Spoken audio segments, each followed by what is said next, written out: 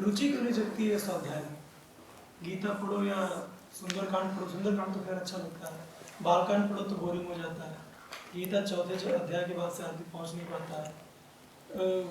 कुछ भी कोई भी ऐसी किताबें, कठोपनिषद पढ़ो या विवेक चूड़ामणि पढ़ो, रस नहीं मिलता, मजा नहीं आता, शुष्क लगता है कि यार अभी तो पॉसिबल ही नहीं है करना। तुम गीता चौथे अध्याय तक पहुंच ही क्यों जाते हो? तुम पहले से आगे बढ़ो ही मत। पहला समझे बिना चौथे पे पहुंच गए तो चौथे पर तो दम खत्म ही हो जाएगा। पहले से आगे बढ़ो ही मत ना।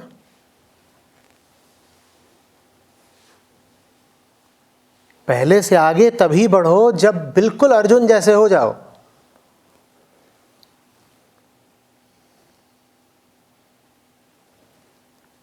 जब दिखाई देने लगे कि तुम भी उतने ही विषाद में हो और तुम भी उतने ही धर्म संकट में हो जितने में अर्जुन था, तब फिर दूसरा, चौथा, आठवां, 18वां सब तुम्हारे लिए प्रासंगिक हो जाएंगे। पर जब अभी पहले से ही तुम्हारा नाता नहीं जुड़ा तो तुम दूसरे पर भी पहुंचे क्यों? नाता ऐसे जुड़े कि तुम जानो कि तुम भी अर्जुन ही हो और अर्जुन ही जैसी तुम्हारी हालत है। एक तरफ धर्म है, दूसरी तरफ नात रिश्तेदार है।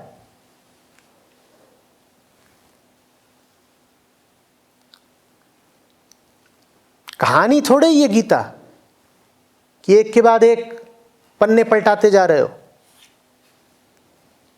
गीता तुम्हारी जीवनी है, आत्मकथा है। उसके साथ जब तक तुम्हारा तादात्म्य नहीं बैठेगा तब तक वो तुम्हारे सामने प्रकट ही नहीं होगी, अपना रूप ही नहीं खोलेगी। फिर तो होगा ही यही कि चौथे तक पहुंचोगे और जमाइयां लेनी शुरू। समझ ही नहीं आती, आएगा ही नहीं।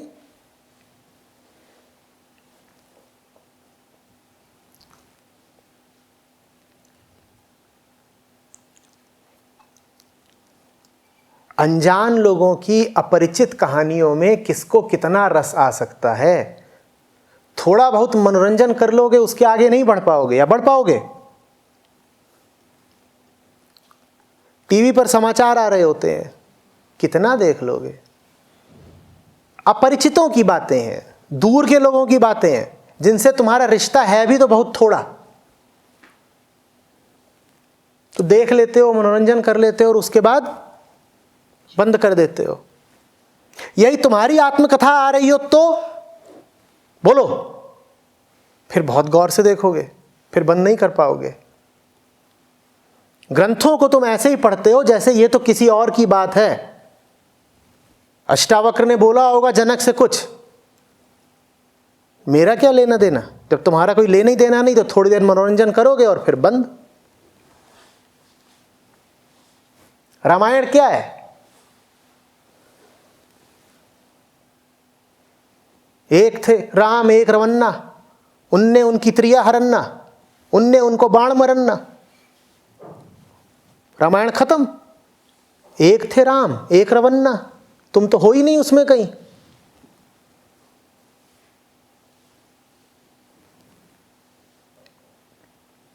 जब रामायण में तुम कहीं हो ही नहीं तो तुम्हें रामायण में कितना रस आ जाएगा भाई।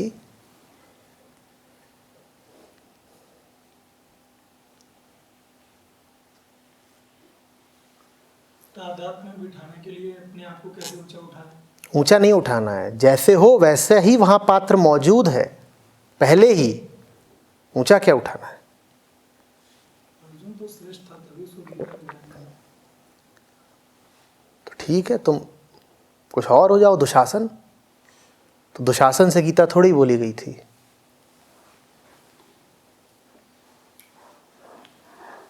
तुम जाओ साड़ियों इत्यादि का व्यापार देखो।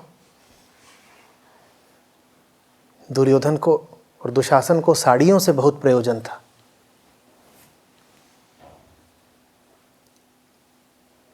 कि गीता दुर्योधन दुशासन को बताई गई थी। अर्जुन तुम अगर हो ही नहीं तो गीता काहे खोल रहे हो?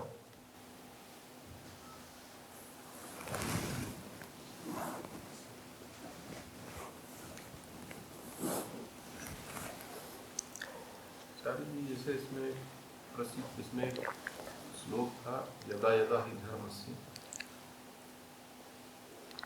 उसका जो है पूरी तरह, जैसे भगवान कहते हैं कि जब धर्म की अति ग्लानि होती है तब मेरा अवतरण होता है जन्म। इसका क्या तात्पर्य है?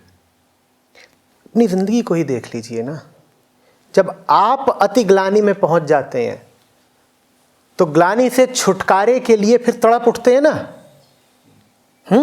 वो तड़प ही समझ लीजिए आपका कृष्ण को आह्वान है। आपने तड़प कर आमंत्रित किया है कृष्ण को। यही कह रहे हैं कृष्ण कि जब जब धर्म की हानि होगी तब तब मुझे आना ही पड़ेगा, क्योंकि दुख और अधर्म तुम्हारा स्वभाव नहीं है। तो जब भी दुख आएगा, अधर्म आएगा, तुम्हारे भीतर से विरोध उठेगा, प्रार्थना उठेगी।